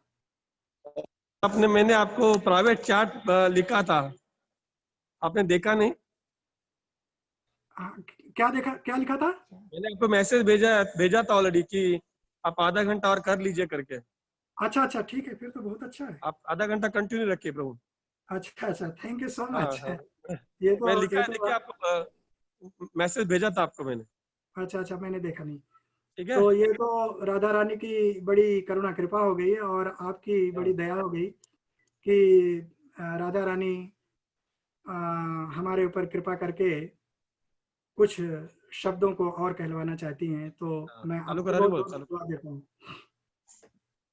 तो आइए अब श्रीमती राधा रानी के षोडश नामावली का श्रवण करते हैं और देखें इसकी व्याख्या और उसका महात्म्य क्या है, जिसका वर्णन श्री ब्रह्म वैवर्त पुराण में श्री कृष्ण खंड अध्याय 17 में किया गया है। ये विचार करके रखिए कि श्रीमती राधा रानी के तत्व का निरूपण शास्त्रों में जो भी किया गया है वो डायरेक्ट सीधे सीधे भगवान के द्वारा ही किया गया है। भगवान श्री नारायण गंधमादन पर्वत पर विराजमान है और वहां पर इस श्रीमती राधिका रानी की महिमा का वर्णन कर रहे हैं और बहुत सारे श्रोताओं में गर्गाचार्य जी को भी सौभाग्य प्राप्त हुआ है। वैसे वो भगवान शिव के माध्यम से भी सुनते ही रहे हैं, लेकिन साक्षात रूप में भी उनको श्रवण करने का सुअवसर प्राप्त हुआ है। तो श्रीमती राधा रानी का जो दिव्य 16 नाम है और उनका हमारे जीवन में उन नामों के जप करने का क्या महात्म्य हो सकता है, आइए उसका श्रवण करते हैं। राधा रासेश्वरी रासवासिनी रसिकेश्वरी, कृष्ण प्राणाधिका कृष्ण प्रिया कृष्ण स्वरूपिणी, कृष्ण वामांग संभूता परमानंद रूपिणी, कृष्णा वृंदावनी वृंदावन विनोदिनी, चंद्रावली चंद्रकांता शरश्चंद्र पभानना, नामान्येतानि साराणि तेषाम् अभ्यन्तराणि च। जगजननी श्री राधिका षोडश नाम तुम्हार, भक्तवांछित पुण्यमय करुणा कहूँ आगार, नारायण ऋषि ने किया नारद प्रति आख्यान, सामवेद महावर्णित, सर्व दुर्लभ ही ज्ञान। ये इसका इंट्रोडक्शन है इस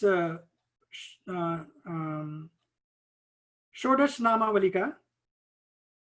इसका वर्णन भगवान श्री नारायण ने श्री नारद जी से किया है, जो सामवेद में विस्तृत रूप से वर्णित है। उसी को यहाँ पर श्री नारद जी से प्रकट किया गया है और नारद जी के माध्यम से आज हम सब लोगों को श्रवण करने का सुअवसर प्राप्त हो रहा है।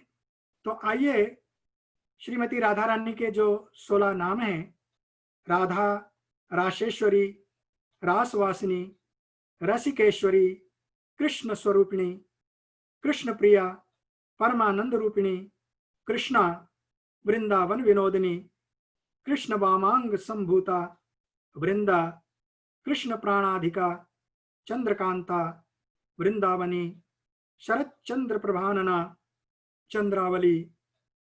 इन नामों, ये नाम श्रीमती राधा रानी को क्यों दिए गए और इनकी महिमा क्या है और इनके जप का भक्तों के जीवन में क्या अर्थ है, तो इसकी महिमा हम अंत में श्रवण करेंगे। आइए एक एक नाम के बारे में सुनते हैं। पहला नाम है राधा।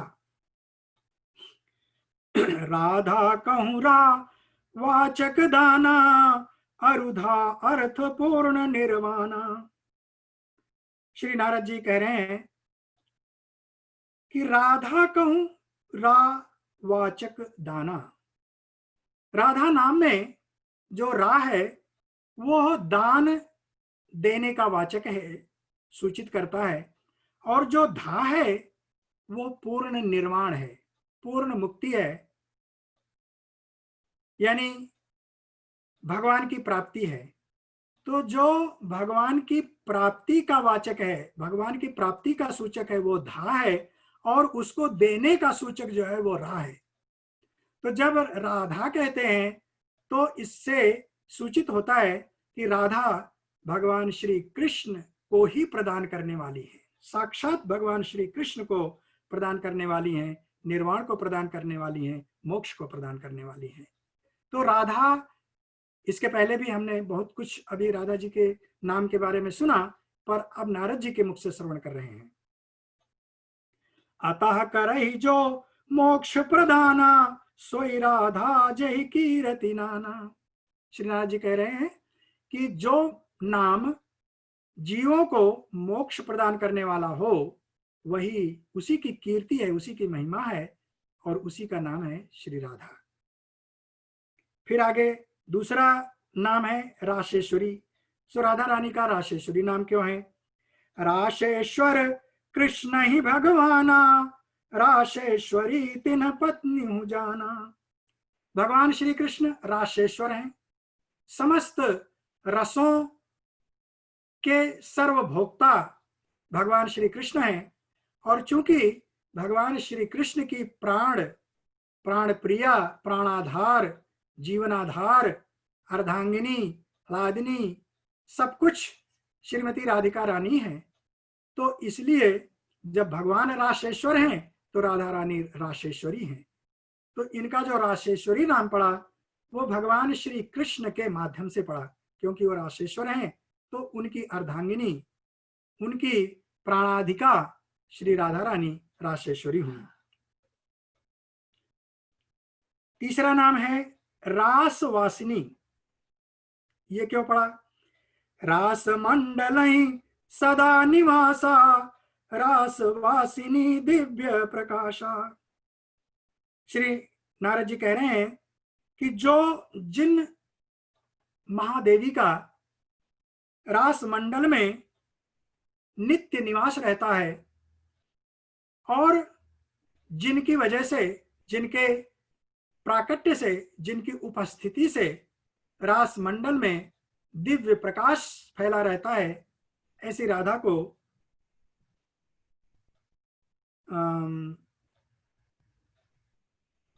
रासवासिनी कहते हैं। जो रास में जिनका निवास है, जो सदा रास में अवस्थित रह रही हैं, जिनकी वजह से ही रासलीला संभव होती है, ऐसी राधा रानी को रासेश्वरी कहते हैं। चौथा है रसिकेश्वरी। रसिका देविन कहूं परमेश्वरी, कहीं संततिन रसिक ईश्वरी। अभी तक रसिक शेखर रासेश्वर श्री कृष्ण की अर्धांगिनी के रूप में, वामांगिनी के रूप में उनको रासेश्वरी कहा गया। अब कह रहे हैं कि इनको रसिकेश्वरी क्यों कहा जाता है? रसिकों की ईश्वरी। तो रसिक जितने हैं, जो देवियां हैं, जो रसिक भाव में इनकी सखियां हैं या अन्य भक्तगण हैं, उन सब की ये परमेश्वरी हैं। यानी जितने भी ब्रह्मांड में भगवान श्री कृष्ण से प्रेम करने वाले हैं, रसिक भाव में प्रेम करने वाले हैं, उन सब में सर्वोपरि रसिकेश्वरी श्रीमती राधिका रानी है। इसीलिए इनका नाम एक रसिकेश्वरी है। इसके बाद कृष्ण स्वरूपिणी इनको क्यों कहा जाता है? सक्षम लीलामय सब भांति, कृष्ण रूप कहूं निकट बुलाती। सकल अंश मा कृष्ण समाना, कृष्ण स्वरूपिणी शास्त्र विधाना। श्री नारद जी कह रहे हैं कि जो राधा या जो नाम सक्षम लीला में सब भांति, जो नाम अपने आप में ही लीलामय है और भगवान की लीलाओं का साक्षात दर्शन कराने वाला है, जो भगवान श्री कृष्ण को स्वयं रूप में अपने निकट बुलाने वाला हो। यानी भगवान श्री कृष्ण की आराधना जब बड़े बड़े ऋषि मुनि, अमलात्मा, विमलात्मा, परमहंस युगों युगों तक करते हैं, तो भगवान क्षणिक रूप में उनके सामने प्रकट होते हैं और फिर चले जाते हैं। यानी भगवान का दर्शन करने के लिए जाना पड़ता है। लेकिन श्रीमती राधा रानी का ये जो कृष्ण स्वरूपिणी नाम है, वो भगवान श्री कृष्ण के स्वरूप को साक्षात अपने निकट बुलाने वाली हैं। यानी श्री राधा ही कृष्ण स्वरूप है, श्री कृष्ण ही है, कृष्ण और राधा में कोई अंतर नहीं है, इसलिए ये कृष्ण स्वरूपिणी कही जाती हैं। फिर आगे जो अन्य नाम है वो है कृष्णा। श्री राधा का एक नाम कृष्णा है, तो कृष्णा क्यों है? कृष्ण कांता प्रिया सुहानी, कृष्ण सदहि प्रिय अन्य न जानी। या सो सुर अरु मुनि जन सारे, कृष्ण प्रिया कही प्रीति प्रसारे। तो अब जो कृष्णा नाम बताया, तो कह रहे हैं कि कृष्णा जो कृष्ण का हो, यानी जो कृष्ण कांता है, जो प्रिया है, परम सुहानी है कृष्ण को, वही है कृष्णा। कृष्ण सदा प्रिय अन्य न जानी, जिसके हृदय में भगवान श्री कृष्ण के प्रेम के अतिरिक्त अन्य कोई वस्तु ना हो, कोई व्यक्ति ना हो, कोई जगह किसी की ना हो, ऐसी कृष्णमयी राधा को कृष्णा कहते हैं। फिर आगे श्री राधा रानी का जो दूसरा नाम आता है वह है परमानंद रूपिणी। उसके लिए कहते हैं सती राधिका मूर्तिमयी, परमानंद ही राशि, परमानंद श्रुतिनी कहु परिभाषी। नहीं, ये दोहे के रूप में गाया जाएगा। सती राधिका मूर्तिमयी, परमानंद ही राशि, परमानंद रूपिणी, श्रुति न कहु करिभाषी। थोड़ा सा क्रम जो है वो लिखने में आगे पीछे हो गया है, इसलिए कि उसको थोड़ा सा शब्दों को एक लय में ले आने के लिए कुछ शब्दों को हमने आगे पीछे कर दिया था, जैसा श्री नारद जी ने बताया, उस क्रम में थोड़ा सा अंतर आ गया है। तो अभी परमानंद रूपिणी का अर्थ बता रहे हैं श्री नारद जी महाराज। कह रहे हैं कि श्री राधा रानी जो परम सती हैं, जो परमानंद की राशि है, मूर्तिमयी राशि है, ढेर हैं, क्योंकि वो परमानंद की राशि है, मूर्तिमयी परमानंद ही है, इसीलिए उनको परमानंद रूपिणी कहा जाता है, क्योंकि वो परमानंद के अतिरिक्त और कुछ अन्य वस्तु नहीं है। जैसे भगवान श्री कृष्ण आनंद के अतिरिक्त कुछ नहीं है, वैसे श्रीमती राधा रानी परमानंद के अतिरिक्त कुछ नहीं है। यानी राधा रानी का आनंद भगवान श्री कृष्ण से भी अधिक है। तभी तो भगवान श्री कृष्ण समझ नहीं पाते हैं कि मेरे अंदर ऐसी कौन सी वस्तु है जिसके कारण श्रीमती राधा रानी मेरा एक पल का भी वियोग सह नहीं पाती हैं, उनके लिए असह्य रहता है। इसका मतलब कि उनका प्रेम, उनका आनंद उन भगवान श्री कृष्ण से भी ज्यादा है, अधिक है, इसीलिए उनको परमानंद कहा जाता है। तो अब आगे वर्णन करते हैं। सदहि विनोद वृंदावन पाऊ, वृंदावन विनोदिनी नाऊ।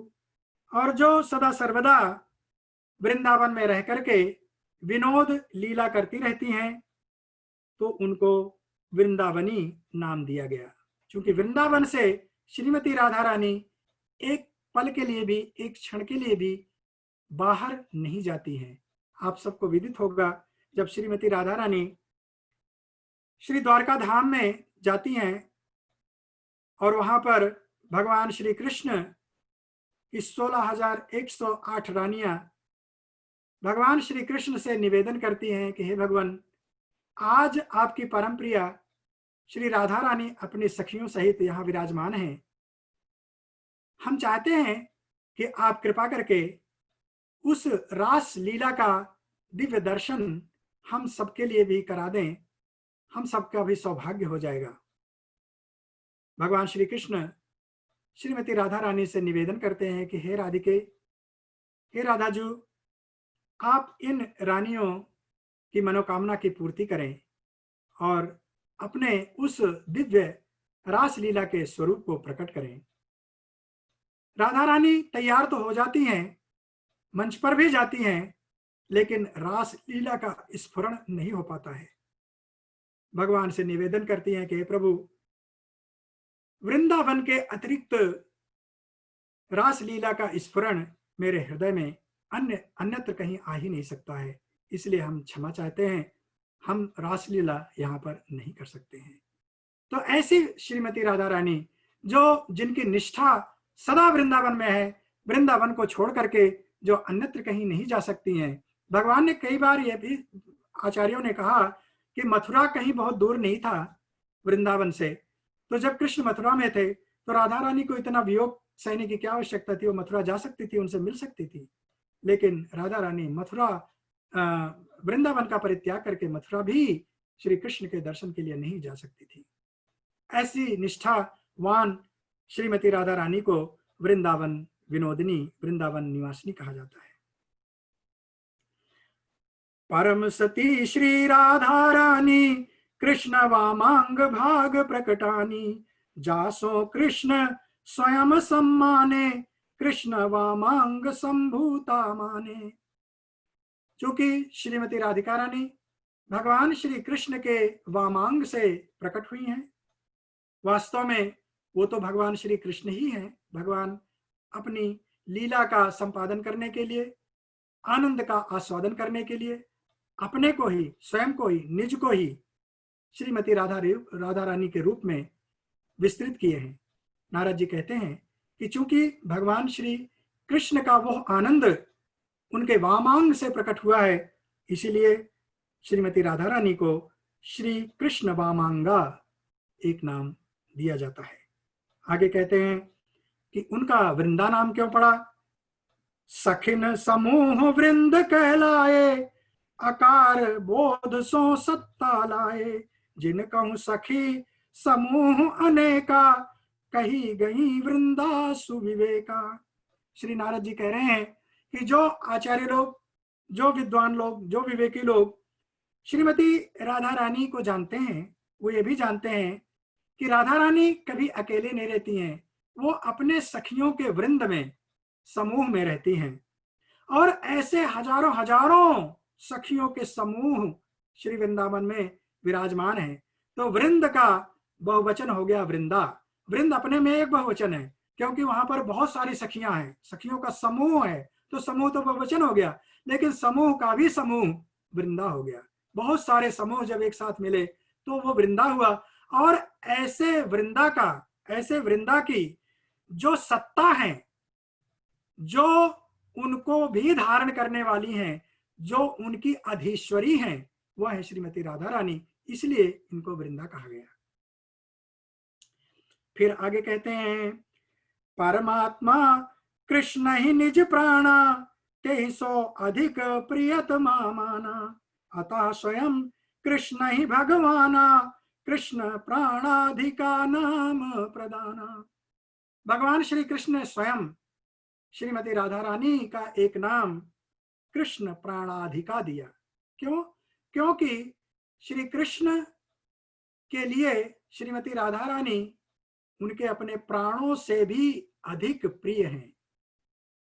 तो जो प्राणों से भी अधिक प्रिय हो तो उसको अब और क्या कहें भला, उनके लिए कोई शब्द ही नहीं बचता है। तो उन्होंने कहा, हे प्रियाजू, बस आप हमारी प्राणाधिका हैं, यही कह करके हम आपको संबोधित करके संतुष्ट हो जाते हैं। फिर आगे उनका नाम चंद्रकांता है। क्यों है उसको श्रवण करें। जाकी कांति रात दिन आए, चंद्र समान दीप्ति बरसाए, श्री हरि अति हर्षित उल्लासा, चंद्रकांता कही ही वासा। भगवान श्री कृष्ण ने श्रीमती राधा रानी को चंद्रकांता कहा। क्यों? क्योंकि श्रीमती राधा रानी के श्री विग्रह से दिन और रात, चाहे रात्रि हो चाहे दिन हो, हर समय एक दिव्य कांति का प्रस्फुरण होता रहता है। और ऐसी दीप्तिमान, दिव्य तेजस्वी श्रीमती राधा रानी के स्वरूप को भगवान श्री कृष्ण सदा अपने हृदय में धारण करते हैं। तो भगवान उन परम प्रिया को चंद्रकांता कह करके संबोधित करते हैं। अब आगे सुने, श्रीमती राधा रानी को वृंदावनी क्यों कहा जाता है। वृंदावन कहूं स्वामिनी, वृंदावनी कहा है, अधिदेवी भी वहां की, महिमा मंडित भाई। जिस जो देवी श्री वृंदावन की अधिष्ठात्री हैं, जिनकी वजह से वृंदावन महिमा मंडित है, जो वृंदावन की स्वामिनी है, उनको वृंदावनी कहा जाता है। तो श्रीमती राधा रानी को वृंदावनी कहा जाता है। क्यों?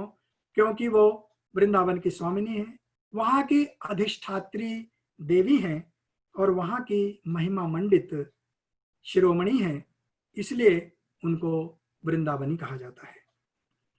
शरत काल के चंद्र जस, मुख भई प्रभा निखार, शरत चंद्र प्रभानना, मुनि मंडल अनुसार। मुनियों ने श्रीमती राधा रानी को शरत चंद्र प्रभानना, प्रभा का मतलब ज्योति, शरत चंद्र, शरत के चंद्रमा की ज्योति के समान आनना, आनन मुख, जिनके मुख पर प्रभा सदा सर्वदा प्रस्फुटित हो रही हो, ऐसी श्रीमती राधा रानी को मुनियों ने, साधकों ने, भक्तों ने शरत चंद्र प्रभानना नाम दिया।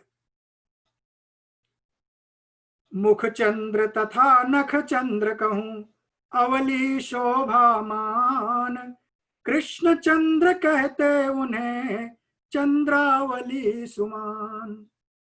जिस श्रीमती राधिका रानी के श्री शरत चंद्र मुख से दिव्यमान मुख पर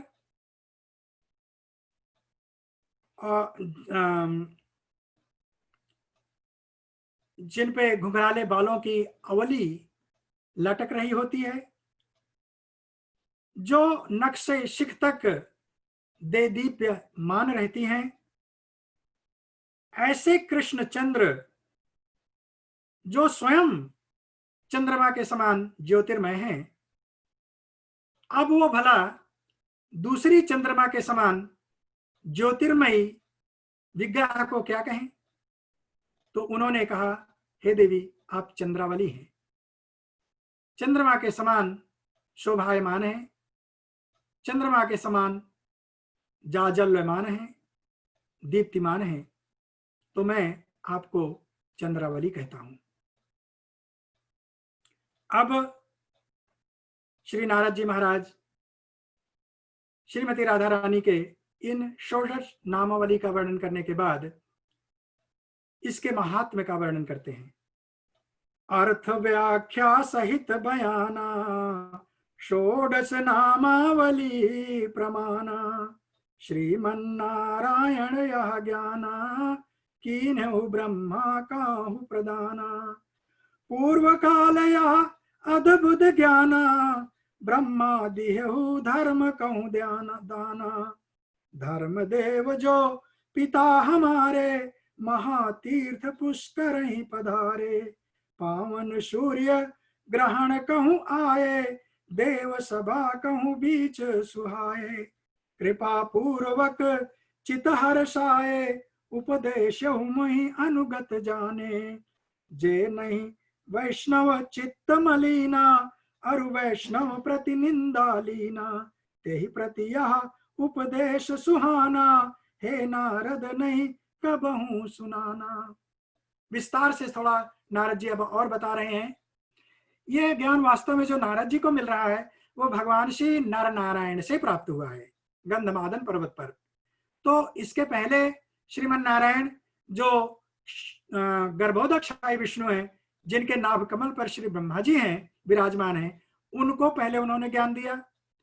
उस ज्ञान का विस्तार आगे चल करके ब्रह्मा जी ने इसके पूर्व में आपने सुना कि शिव जी को दिया था। उसी ज्ञान को उन्होंने धर्म देवता को दिया। तो भगवान श्री नर नारायण अब जो इस कथा को, इस नाम महात्म्य को नारद जी को बता रहे हैं, वो कह रहे हैं कि हमने इस राधा रानी के षोडश नामावली का वर्णन अपने पिता धर्म से सुना और उसी नामावली को मैं परंपरा अनुसार, हे नारद, अब तुमको सुना रहा हूं। नारद जी से उन्होंने अंत में एक चेतावनी दिया कि जो अभक्त हो, जिनका चित्त मलिन हो, जो अवैष्णव हो, जिनके हृदय में श्री राधा भगवान, श्री राधा कृष्ण भगवान के प्रति प्रेम नहीं हो, जो उनके तत्व को जानते नहीं हो, उनके प्रति हे नारद इस नामावली का वर्णन न करना, क्योंकि वो इसको समझ नहीं पाएंगे और अपराध कर बैठेंगे। अपराध से उनका अकल्याण होगा। फिर अब आगे कहते हैं, जीवन भर तीनहु समय जो जपता यह नाम, राधा माधव पद कमल भक्ति मिलहि अभिराम। श्री नारायण भगवान कहते हैं, हे नारद, जो तीनों संध्या काल में श्रीमती राधा रानी के इस षोडश नामावली का जप करता है, निश्चित रूप से उसको भगवान श्री राधा माधव के पद कमल की प्राप्ति हो जाती है।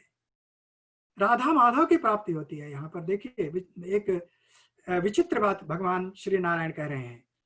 केवल कृष्ण की प्राप्ति नहीं होगी, केवल राधा की प्राप्ति नहीं होगी। जब कोई व्यक्ति श्री राधा रानी के इस नाम का जप करेगा तो भगवान श्री कृष्ण की भी प्राप्ति अपने आप हो जाएगी। राधा राधा जपो चले आएंगे मुरारी। कितनी बढ़िया, कितनी सुंदर भजन हमारे श्री ब्रजमंडल धाम में लोग कहते हैं, गाते हैं। तो भगवान श्री नारायण कह रहे हैं कि जो राधा रानी के इस नाम का जप करता है, साक्षात राधा माधव की भक्ति उसको प्राप्त हो जाती है। अंत समय उन दो कहूं, दास्य भाव मिल जाए, बनि पार्षद विचरण करहीं, उन कहूं संघर्षाए। और अंत में दास्य भक्ति की प्राप्ति हो जाती है। इन दोनों का पार्षद बन करके इनके संग में अनंत लीला का आस्वादन करते हैं। फिर कहते हैं कि नियम पूर्वक दान व्रत अरु उपवास सुचार, अर्थ सहित वेदाध्ययन यज्ञ तीर्थ आचार।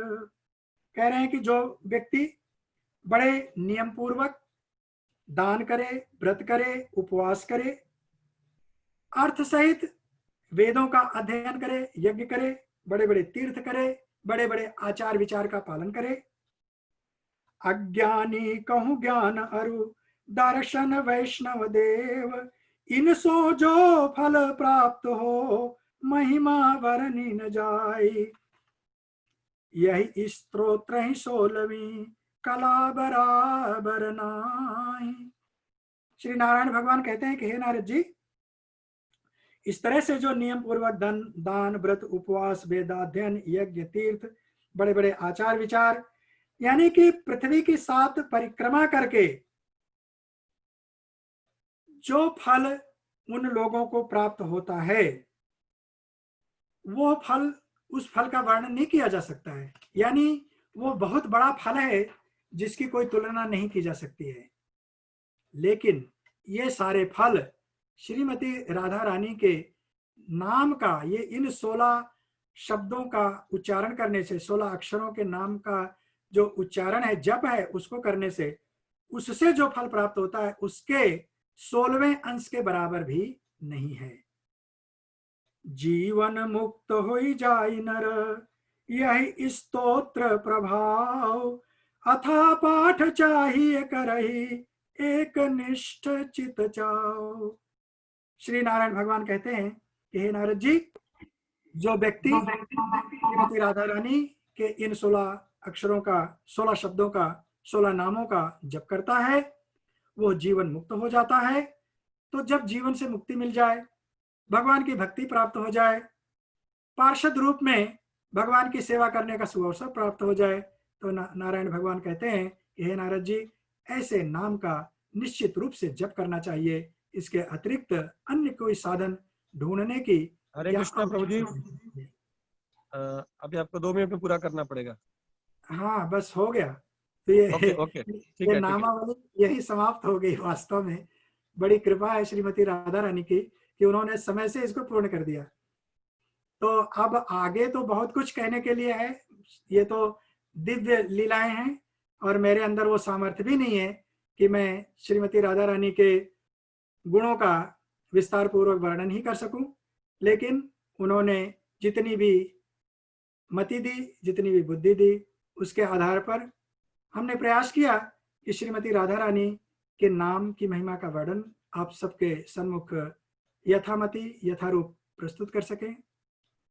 आशा करते हैं कि हम अपने इस प्रयास में आंशिक रूप से सफल हुए होंगे। श्रीमती राधा रानी हम सब पर अपनी करुणा कृपा बनाए रखें। तो हम यहीं से आज के इस सत्र को विराम देते हैं, इस भाव से कि श्रीमती राधा रानी के अनुगत होकर भगवान श्री कृष्ण की भक्ति करें।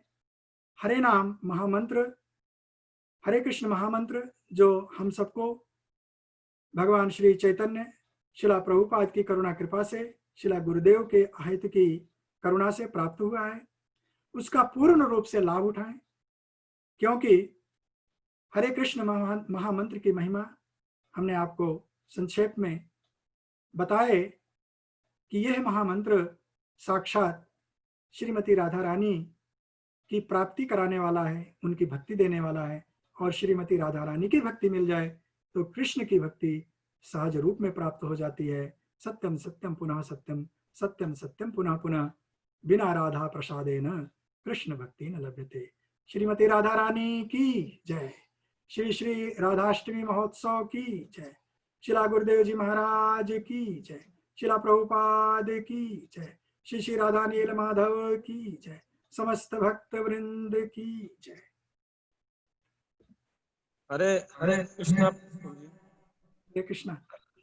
बहुत बहुत धन्यवाद प्रभु जी। मन नहीं कर रहा था, लेकिन मन को रुकाना ही पड़ता है क्योंकि दूसरा प्रोग्राम है। अभी बोट फेस्टिवल शुरू हो रहा है, इसलिए हमको आपको आप इसलिए हमको आपको विश्राम देना पड़ा अभी यहाँ पे। लेकिन आपकी सेवा हम सतत लेते रहेंगे। रियली बहुत सुंदर प्रभु जी, आपने आज राधा अष्टमी के संध्या को राधा भाव रस से भर दिया हमारे मन में। बहुत हरे रस भरा था, रस भरा, आम आम की तरह था, आम के, है ना, बहुत सुंदर था। तो हम आपकी सेवा लेते रहेंगे। और सभी भक्तों को विनंती है, कल गोवर्धन प्रभु सिंगापुर से उनका 6 बजे प्रवचन है और उनका विषय चेतो दर्पण मार्जनम, अपने हृदय को किस तरह हम क्लीन कर सकते हैं। वो बहुत सुंदर विषय है कल। तो आप सब शाम को 6 बजे जुड़ जाइए। और अभी 10-15 मिनट में बोट फेस्टिवल शुरू हो रहा है, वो भी हम लाइव टेलीकास्ट कर रहे हैं फेसबुक और यूट्यूब में। तो आप लोग सब लोग उस पर ज्वाइंट हो जाए, जो घर पे बैठ के पूरे विश्व में से ये वस्तु का आनंद ले रहे। तो आधा घंटे में बोट फेस्टिवल होगा राधाष्टमी का, बहुत सुंदर बोट फेस्टिवल होगा। आप सब लोग घर पे बैठ के उसको ज्वाइन कर सकते हैं। बहुत बहुत धन्यवाद प्रभु जी। हाँ, सर्वेश्वर प्रभु बहुत धन्यवाद। वापिस हम मिलेंगे। हरे कृष्णा प्रभु जी। कृष्णा।